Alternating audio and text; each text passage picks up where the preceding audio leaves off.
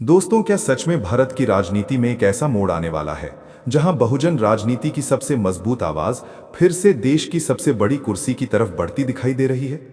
क्या मायावती का शांत रहना ही उनका सबसे बड़ा राजनीतिक दांव है, या फिर पर्दे के पीछे कुछ ऐसा चल रहा है जो आने वाले समय में पूरे देश की सियासत बदल सकता है?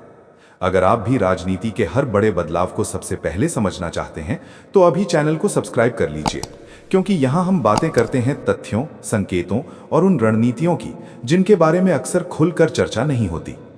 भारतीय राजनीति में कई बार ऐसा हुआ है जब कोई नेता लंबे समय तक शांत रहा और अचानक से सबसे बड़ी ताकत बनकर उभरा। मायावती की राजनीति भी कुछ ऐसी ही रही है, कभी तेज बयानबाजी तो कभी गहरी चुप्पी, लेकिन हर बार एक नया राजनीतिक समीकरण सामने आया। हाल के दिनों में कई ऐसे संकेत दिखाई दे रहे हैं जिनकी वजह से राजनीतिक गलियारों में ये चर्चा तेज हो गई है कि क्या बहुजन समाज पार्टी की सुप्रीमो राष्ट्रीय राजनीति में बड़ी भूमिका की तैयारी कर रही हैं।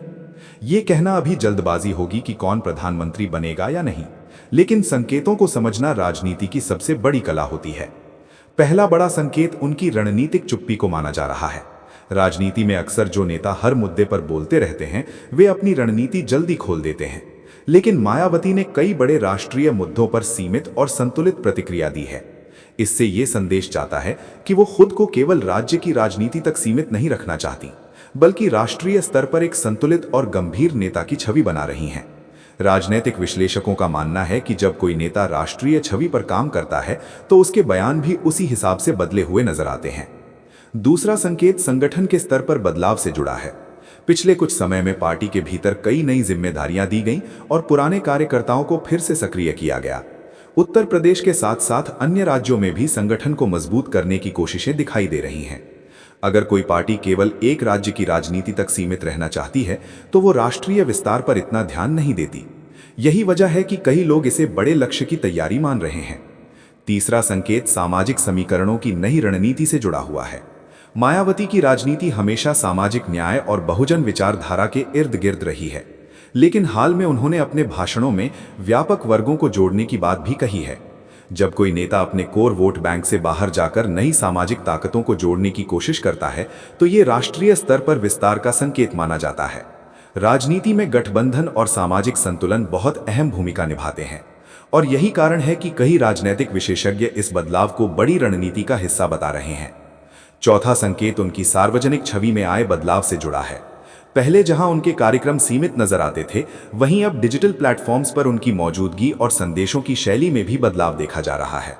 आज के दौर में राष्ट्रीय नेता बनने के लिए केवल रैलियां ही नहीं, बल्कि डिजिटल प्रभाव भी जरूरी माना जाता है। युवाओं तक पहुंच बनाने के लिए जिस तरह से पार्टी की ऑनलाइन गतिविधियां बढ़ी हैं, उसे भी कई लोग आने वाले समय की तैयारी के तौर पर देख रहे हैं। पांचवा संकेत विपक्ष और सत्ता पक्ष दोनों के साथ उनके संतुलित रिश्तों को माना जा रहा है। भारतीय राजनीति में वही नेता आगे बढ़ता है जो अपने विकल्प खुले रखता है। मायावती ने कई बार स्पष्ट किया है कि उनकी प्राथमिकता पार्टी की मजबूती है, लेकिन साथ ही उन्होंने राजनीतिक दरवाजे पूरी तरह बंद भी नहीं किए। ये रणनीति उन्हें एक ऐसे नेता के रूप में पेश करती है जो परिस्थितियों के अनुसार बड़ा फैसला लेने की क्षमता रखता है। अब सवाल ये उठता है कि क्या ये संकेत वास्तव में प्रधानमंत्री पद की ओर इशारा करते हैं या फिर ये सिर्फ राजनीतिक अटकलें हैं। राजनीति में संभावनाएं हमेशा खुली रहती हैं और चुनावी गणित कई बार अचानक बदल जाता है। भारत जैसे बड़े लोकतंत्र में प्रधानमंत्री वही बनता है जिसके पास पर्याप्त समर्थन और गठबंधन की ताकत हो। इसलिए किसी भी निष्कर्ष पर पहुंचना अभी जल्दबाजी होगी, लेकिन संकेतों को समझना जरूरी है, क्योंकि वही भविष्य की राजनीति की दिशा तय करते हैं। अगर हम इतिहास को देखें तो मायावती ने कई बार ऐसे फैसले लिए हैं जिन्होंने राजनीतिक समीकरण बदल दिए हैं। उनकी राजनीति का सबसे बड़ा हथियार रहा है समय का सही इस्तेमाल। जब दूसरे नेता लगातार बयान देते रहते हैं, तब उनका शांत रहना कई बार विरोधियों को असमंजस में डाल देता है। यही वजह है कि समर्थक इसे साइलेंट स्ट्रैटेजी कहते हैं। राजनीतिक विश्लेषकों का मानना है कि अगर कोई नेता राष्ट्रीय स्तर पर बड़ा कदम उठाना चाहता है तो वो पहले अपनी छवि को स्थिर और गंभीर बनाता है। इसके अलावा एक और अहम पहलू यह है कि देश की राजनीति में क्षेत्रीय दलों की भूमिका लगातार बढ़ रही है। कई बार केंद्र में सरकार बनाने के लिए क्षेत्रीय नेताओं का समर्थन निर्णायक साबित हो सकता है। ऐसे में मायावती जैसी अनुभवी नेता, जिनका लंबा प्रशासनिक अनुभव रहा है, राष्ट्रीय स्तर पर एक मजबूत विकल्प के रूप में चर्चा में आ जाती हैं। हालांकि ये सब चुनावी परिणामों और गठबंधनों पर निर्भर करेगा, लेकिन संकेतों की चर्चा इसलिए होती है क्योंकि राजनीति संभावनाओं का खेल है। युवा वोटर्स के बीच भी उनकी रणनीति को लेकर जिज्ञासा बढ़ी है। सोशल मीडिया पर बहसें चल रही हैं कि क्या बहुजन राजनीति फिर से राष्ट्रीय स्तर पर बड़ी ताकत बन सकती है। कुछ लोग इसे नया राजनीतिक अध्याय मानते हैं, तो कुछ इसे केवल चुनावी माहौल का हिस्सा बताते हैं। सच क्या होगा ये आने वाला समय ही बताएगा, लेकिन इतना जरूर है कि मायावती का नाम राष्ट्रीय राजनीति में बार बार चर्चा में आना अपने आप में एक संकेत है कि उनकी भूमिका अभी खत्म नहीं हुई। अंत में सबसे जरूरी बात यह है कि लोकतंत्र में अंतिम फैसला जनता करती है। संकेत, रणनीतियां और चर्चाएं अपनी जगह हैं, लेकिन चुनावी मैदान में वही आगे बढ़ता है जो लोगों का भरोसा जीतता है। इसलिए ये कहना कि कौन प्रधानमंत्री बनेगा पूरी तरह भविष्य की बात है। अभी जो दिख रहा है वो केवल संभावनाओं की कहानी है, जिसे अलग अलग नजरियों से देखा जा रहा है।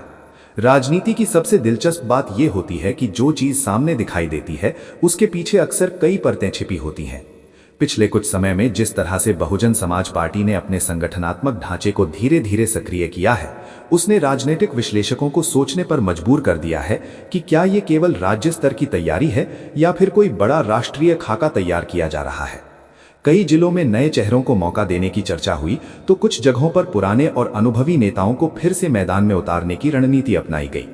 ये मिश्रण बताता है कि पार्टी एक साथ अनुभव और नए उत्साह को जोड़ने की कोशिश कर रही है। राजनीतिक जानकार मानते हैं कि जब भी कोई नेता राष्ट्रीय स्तर पर अपनी भूमिका को मजबूत करना चाहता है तो सबसे पहले संगठन को स्थिर करता है। मायावती की राजनीति में अनुशासन हमेशा सबसे बड़ा हथियार रहा है। उनके करीबी लोग बताते हैं कि वो छोटी छोटी बैठकों में भी चुनावी गणित, सामाजिक समीकरण और जन भावनाओं का गहराई से विश्लेषण करती हैं।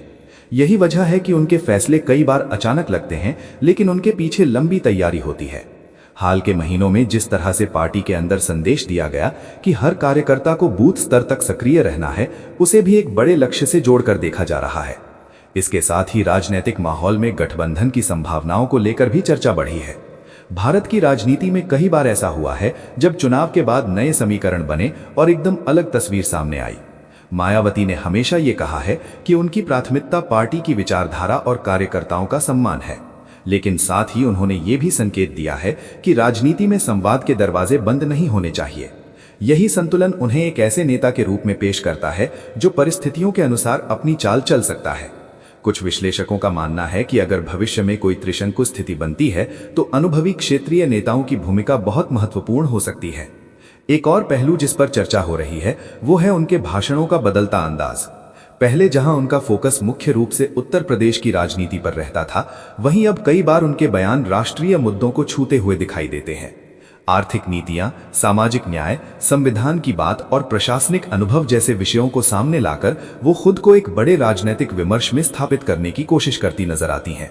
ये बदलाव केवल शब्दों में नहीं बल्कि प्रस्तुति के तरीके में भी दिखता है, जहां वो खुद को एक संतुलित और अनुभवी प्रशासक के रूप में पेश करती हैं। डिजिटल दौर में राजनीति का स्वरूप भी तेजी से बदला है। आज हर नेता को सोशल मीडिया के माध्यम से अपनी बात सीधे लोगों तक पहुंचानी पड़ती है। बहुजन समाज पार्टी, जिसे कभी परंपरागत शैली की पार्टी माना जाता था, अब धीरे धीरे ऑनलाइन प्लेटफॉर्म्स पर सक्रिय दिखाई दे रही है। छोटे छोटे वीडियो क्लिप्स, संदेश और कार्यक्रमों की झलकियां युवाओं तक पहुंचाने की कोशिश की जा रही है। राजनीतिक विशेषज्ञ इसे केवल प्रचार नहीं बल्कि छवि निर्माण की रणनीति मानते हैं, क्योंकि राष्ट्रीय स्तर पर पहचान बनाने के लिए डिजिटल मौजूदगी जरूरी मानी जाती है। इसके अलावा राजनीतिक माहौल में ये भी चर्चा है कि मायावती अपने पुराने प्रशासनिक अनुभव को एक बार फिर सामने ला रही हैं। उत्तर प्रदेश की पूर्व मुख्यमंत्री होने के नाते उनके फैसलों और कार्यशैली पर अक्सर बहस होती रही है। समर्थक कहते हैं कि उन्होंने कानून व्यवस्था और प्रशासनिक नियंत्रण पर जोर दिया, जबकि आलोचक अलग राय रखते हैं। लेकिन एक बात पर सभी सहमत दिखाई देते हैं कि उनका प्रशासनिक अनुभव उन्हें राष्ट्रीय राजनीति में एक अलग पहचान देता है। जब भी प्रधानमंत्री पद की चर्चा होती है तो अनुभव और नेतृत्व क्षमता जैसे मुद्दे सामने आते हैं, और यही वजह है कि उनका नाम कई बार राजनीतिक चर्चाओं में उभरता है। राजनीति में समय का चुनाव भी बहुत अहम होता है। कई बार नेता लंबे समय तक शांत रहकर सही मौके का इंतजार करते हैं। हाल के दिनों में मायावती की सीमित लेकिन सटीक प्रतिक्रियाएं इसी रणनीति का हिस्सा मानी जा रही हैं। वो हर मुद्दे पर तुरंत प्रतिक्रिया देने से बचती हैं और केवल उन मामलों पर बोलती हैं जहां उन्हें लगता है कि उनका संदेश स्पष्ट रूप से लोगों तक पहुंचेगा। इससे उनकी छवि एक गंभीर और सोच समझकर बोलने वाले नेता की बनती है, जो राष्ट्रीय स्तर पर स्वीकार्यता बढ़ाने में मदद कर सकती है। युवा वोटर्स की भूमिका भी अब पहले से ज्यादा महत्वपूर्ण हो गई है। नई पीढ़ी केवल परंपरागत नारों से प्रभावित नहीं होती, बल्कि वो विकास, रोजगार और सामाजिक संतुलन जैसे मुद्दों पर स्पष्ट दृष्टिकोण चाहती है। यही कारण है कि प्रधानमंत्री जैसे पद पर जाने के लिए केवल संगठनात्मक शक्ति ही नहीं, बल्कि जनता के बीच मजबूत पकड़ भी जरूरी मानी जाती है। हालांकि ये भी सच है कि भारतीय राजनीति में प्रतिस्पर्धा बेहद कड़ी है। राष्ट्रीय स्तर पर कई बड़े दल पहले से मौजूद हैं और हर चुनाव में नए मुद्दे सामने आते रहते हैं।